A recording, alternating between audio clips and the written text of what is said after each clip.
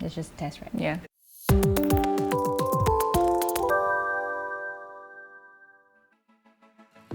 Hello everyone, my name is Marie from Medical Channel Asia, and today I'm at Thomson Fertility Centre in Singapore to learn more about fertility and fertility issues. I have with me Dr Janice Tung, who is an expert in fertility issues. Hi, thank you. Thank you for the invitation. You want to introduce yourself? Hi, I'm Janice Tung. I'm an obstetrician and gynaecologist with the IVF Specialist clinic, and I'm also an IVF accredited specialist with Thomson Fertility Centre. So I think the first question that everyone has on their mind is, what exactly is fertility? Like, what does it mean to be fertile or infertile? Ideally, we will have a test that says, wow, you're fertile and wow, you are going to have difficulty. Unfortunately, there's no such test. So what we do have is a set of screening tools that basically try to find or detect if you have any problems hindering the ability to conceive naturally. So we don't have something that says you're really good at it. So if, let's say, none of these tests come back as positive for anything, meaning that we don't find anything, it means you have good natural chances, at least compared to the average population, but it really doesn't say anything beyond that. Yeah, so you have to go through a period of trying for 1 or 2 years. There's really no exact cutoff, but depending on your age. So the idea is from there, then you kind of realize that maybe you might be one of those who are really having some difficulty, and then you move on to seek some treatment.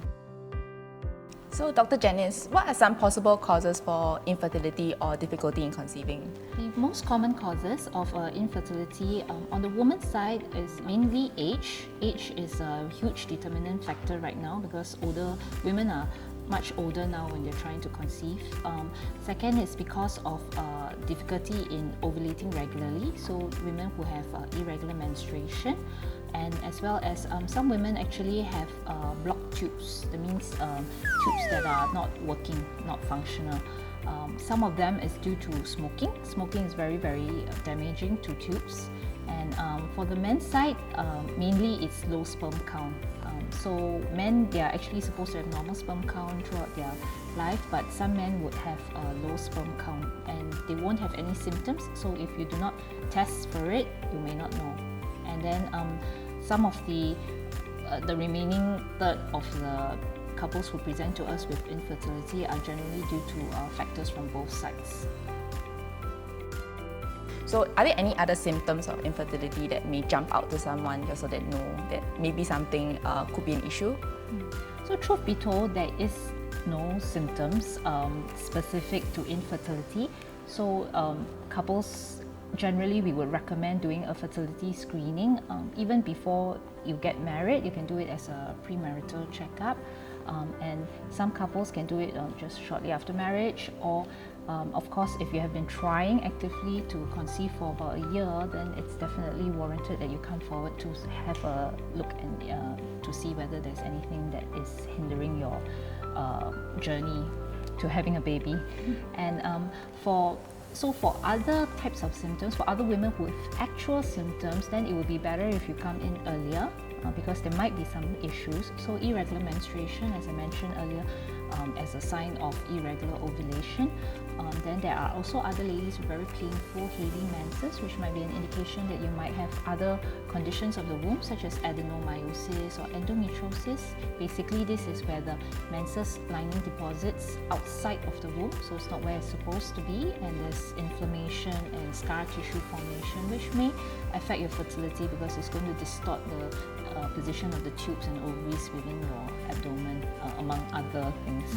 Yes. So these can be detected on ultrasound scans when you come into the gynecological clinic, and then if you detect it earlier, there may be possible solutions or treatments to help make it easier for you to conceive, monitor and prevent the further progression of this disease so that it doesn't affect your fertility in the future. If you were to pick up some conditions and you'll just treat the condition, right? So is there any other way to treat infertility in that sense? Okay. So besides the detection of all these things and then treating specifically, there are three main treatment options. So if you are not ovulating, then there is ovulation medicines that you can take to induce ovulation. And then further beyond that, if let's say there's some mild sperm issues like the sperm not moving so well or the concentration is slightly low, we can use intrauterine insemination, which means that basically we will concentrate the good moving sperm and then we will put it inside the womb directly so that it's very near the eggs at the time of ovulation.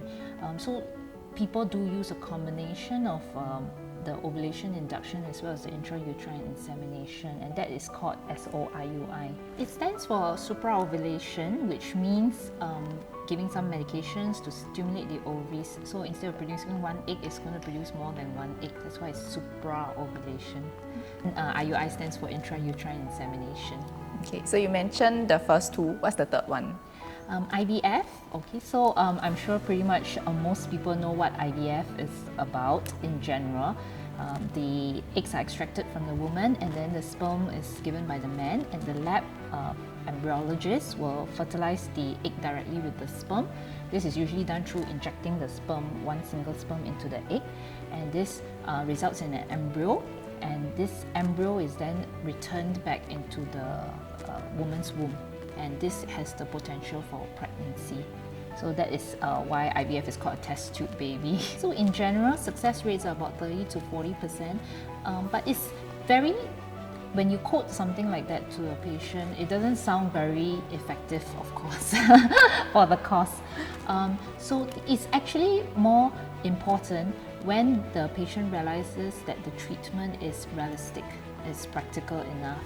So let's say, and this will vary depending on the woman's age. So if you have a younger woman with a relatively good egg count, meaning that predictably the number of eggs we can get in an IVF cycle from her is good, then because of her age we expect the egg quality to be rather good as well, then in those cases she has a more than 50% chance compared to someone who's much older. And if that much older lady doesn't have a very good egg count, comes with only 4 or 5 eggs per cycle, then her chances are really a lot less. But if let's say a very much older woman have a very good egg count, more than 20 eggs in a cycle, her chances can increase to much better than the usual 10% quote. So that would probably be better information for the patient to make a decision whether to embark on something so costly. Yeah, it actually sounds a lot like it's on the woman's plate. Is there anything a man can do, like to increase sperm count, like supplements or medication? Is there anything? So yes, unfortunately with IVF, even if the original problem arose from the man in the first place, that means a low sperm count, unfortunately the burden of treatment is actually on the woman because of the injections have to be done by the lady to stimulate her ovaries. So yes, the men play less of a role in IVF, but that's not saying that they are not important. They are very, very important. They have to give a lot of support to the lady, mentally, physically, because some of them are the injections are done by the husband, and as well as emotionally, definitely. And having a baby, after all, it takes two. It's a couple thing. So yes, so that's why they play quite an important role in that sense. Then of course there are other things that they can do to improve their lifestyle and take certain supplements in order to try and optimize the quality of their sperm. Great, Marie, since you're so interested, let me show you how our procedural room in the fertility center looks like. Cool. Okay, let's go see.